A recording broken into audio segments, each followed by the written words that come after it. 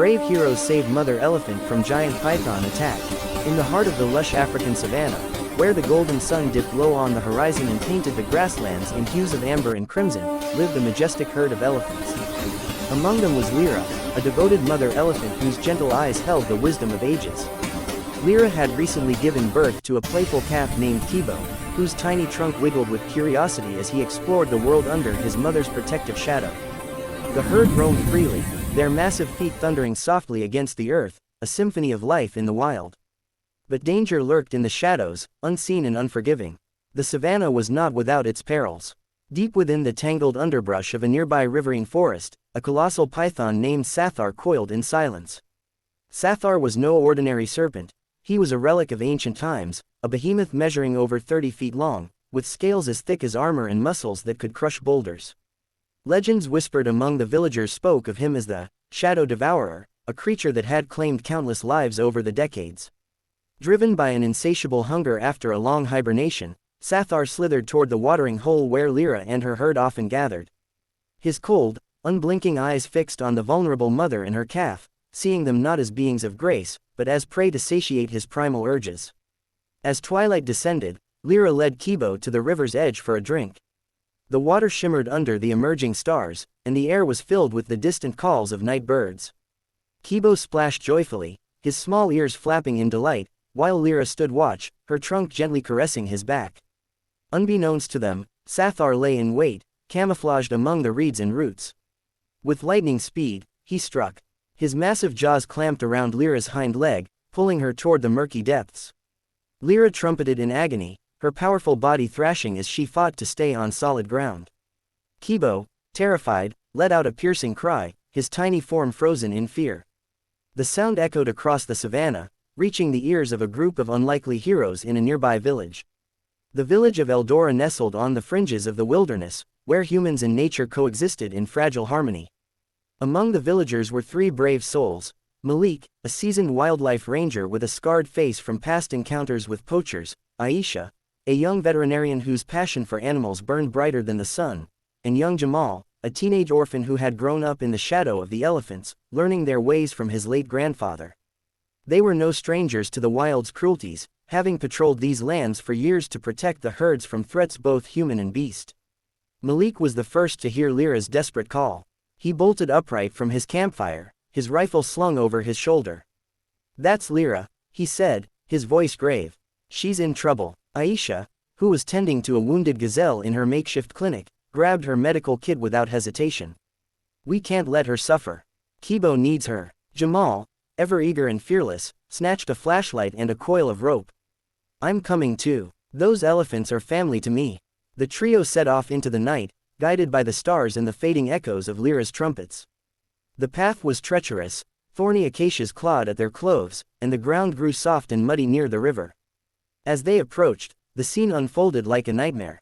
Lyra was half submerged in the water, her massive body straining against Sathar's unyielding grip. The python had wrapped his coils around her legs and torso, squeezing with relentless force. Blood stained the water, and Lyra's eyes, once full of serenity, now reflected sheer terror. Kibo paced nearby, trumpeting helplessly, too small to intervene but unwilling to abandon his mother. Malik assessed the situation quickly.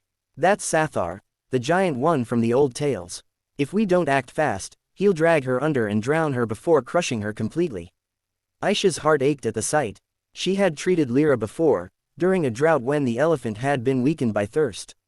"We have to free her without harming the python if possible, it's part of the ecosystem." But Lyra's life comes first. Jamal, his hands trembling but resolve firm, nodded. "We can do this, together." Their plan formed in hushed whispers under the cover of darkness. Malik would distract Sathar with flares to loosen his grip, Aisha would administer a mild sedative from her dart gun to calm the serpent just enough for them to pry him off, and Jamal would use the rope to pull Lyra back to shore, enlisting the help of any nearby herd members if they arrived. But time was their enemy.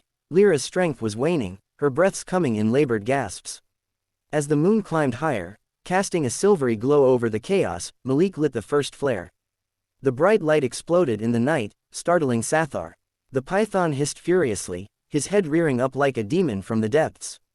For a moment, his coils slackened, giving Lyra a chance to surge forward. Now, Malik shouted. Aisha took aim with her dart gun, her hands steady despite the adrenaline coursing through her veins. The dart flew true, embedding in Sathar's thick hide. The sedative began to take effect slowly, dulling the beast's reflexes without fully incapacitating him, enough to buy them precious seconds. Jamal tossed the rope around Lyra's front legs, tying it securely. "Hold on, girl, we're here," he called, his voice cracking with emotion. He pulled with all his might, his muscles burning, but Lyra was too heavy. Just then, the rest of the herd arrived, drawn by Kibo's cries. An elder bull elephant, wise and battle-scarred, trumpeted a rallying call. The herd formed a line, their trunks linking to form a living chain. Jamal attached the rope to the bull, and together, they heaved. Sathar, sensing his prey slipping away, tightened his coils one last time in a desperate bid. Lyra let out a heart-wrenching bellow, her body convulsing in pain. Aisha rushed forward, wading into the shallow water, her clothes soaking as she injected Lyra with a painkiller from her kit. "Fight, Lyra, for Kibo," she whispered, tears streaming down her face. Malik fired another flare, this one closer to Sathar's eyes, forcing the python to release his jaw in a reflexive snap. With a final, collective pull from the herd and the heroes, Lyra broke free. She staggered onto the bank, collapsing in exhaustion as Sathar slithered back into the depths, defeated but alive. The sedative would wear off soon, allowing him to retreat without further harm. Kibo rushed to his mother's side, nuzzling her trunk with his own, his tiny body trembling with relief. The villagers tended to Lyra's wounds under the starlit sky. Aisha cleaned the deep gashes from Sathar's fangs, applying ointments to prevent infection. Malik stood guard, ensuring no other predators approached. Jamal sat beside Kibo, stroking the calf's ear, whispering stories of bravery passed down from his grandfather. "You were brave too, little one," he said softly. The herd encircled them, a protective barrier of giants, their low rumbles a chorus of gratitude. As dawn broke, painting the sky in soft pinks and golds, Lyra rose unsteadily to her feet. Her eyes met those of her rescuers, Malik's steady gaze, Aisha's compassionate smile, and Jamal's youthful hope. In that moment, a bond forged in the fires of adversity transcended species. Lyra extended her trunk, gently touching each of them in turn, as if to say thank you. The herd moved on, but not before the elder bull nodded toward the humans, an acknowledgement of shared guardianship over the land. Back in the village, the story of that night spread like wildfire. Malik, Aisha, and Jamal became legends, the brave heroes who stared down the shadow devourer and saved a mother and her child. But for them, it was more than heroism, it was a reminder of the delicate balance of life. "We didn't just save Lyra," Aisha reflected later, as they watched the herd from afar. "We saved a piece of ourselves, the part that connects us to this wild world." Jamal, now inspired to follow in their footsteps, dreamed of becoming a ranger. "One day, I'll protect them all," he vowed. Malik clapped him on the shoulder. "You already have, son." In the years that followed, the savannah flourished. Lyra and Kibo thrived, the calf growing into a strong young bull under his mother's watchful eye.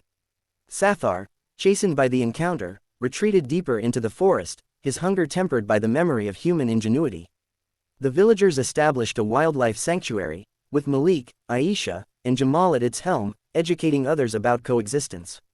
This tale of bravery echoes through time, a powerful testament to courage, compassion, and the unbreakable bonds that unite us all. In the face of darkness, heroes rise, not with weapons alone, but with hearts full of love for the world around them. And so, the savannah whispers their names, an eternal song of hope and resilience.